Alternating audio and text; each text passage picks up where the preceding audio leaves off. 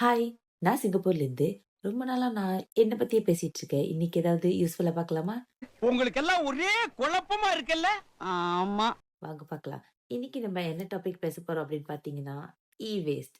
அப்பன்னா என்னன்னு பார்த்தீங்கன்னா, மின்னணு கழிவுகள். நம்ம வீட்ல TV, fridge, washing machine, mobile phone, computer, லேப்டாப்ன்னு சொல்லி எவ்வளவோ ப்ராடக்ட் நம்ம யூஸ் பண்ணிக்கிட்டு இருக்கோம். இது எல்லாத்துக்குமே ஒரு ஷெல்ஃப் லைஃப் இருக்கு. ஒரு குறிப்பிட்ட காலத்துக்கு அப்புறம் நம்மளால அந்த ப்ராடக்ட்ட யூஸ் பண்ண முடியாம போயிடும். அந்த மாரி யூஸ் பண்ண முடியாத பொருட்கள வந்து நம்ம டிஸ்கார்ட் பண்ணிர்றோம். அதாவது தூக்கி போட்டுர்றோம். அந்த பொருட்கள் தான் வேஸ்ட்ன்னு சொல்றாங்க.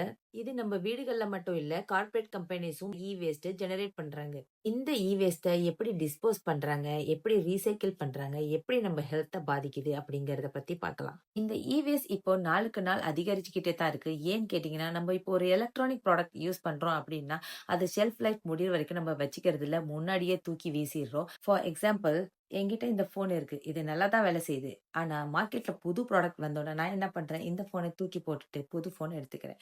அப்போ இந்த பொருள் இப்படிதான் நாளுக்கு நாள் வேஸ்ட் அதிகமாயிட்டே இருக்கு. இது மொபைல் ஃபோனுக்கு மட்டும் இல்ல, கம்ப்யூட்டர், லேப்டாப்ன்னு எல்லா எலக்ட்ரானிக் ப்ராடக்ட்ஸுக்கும் தான். இப்ப நான் சொன்ன மாதிரி சில வளர்ந்த நாடுகள் அவங்க வேஸ்ட் எல்லாம் ஏற்றுமதி பண்ணிடுறாங்க.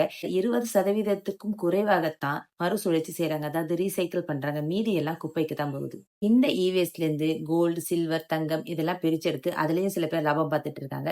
எது எப்படி இருந்தாலும் இந்த கழிவுகள்லாம் மண், நீர்நிலை, காற்று இதெல்லாம் கலந்து மக்களுக்கு கேன்சர் போன்ற கொடிய வியாதிகளை உருவாக்கும் அப்படின்னு சொல்றாங்க. டெக்னாலஜி வளர வளர நமக்கு நல்ல விஷயங்கள் நடந்தாலும், இந்த மாதிரி அழிவுகளும் நமக்கு வந்துட்டு தான் இருக்கு. வருங்கால ஜெனரேஷனுக்கு நம்ம இந்த அழிவுகளெல்லாம் விட்டுட்டு தான் போப்போறோம்.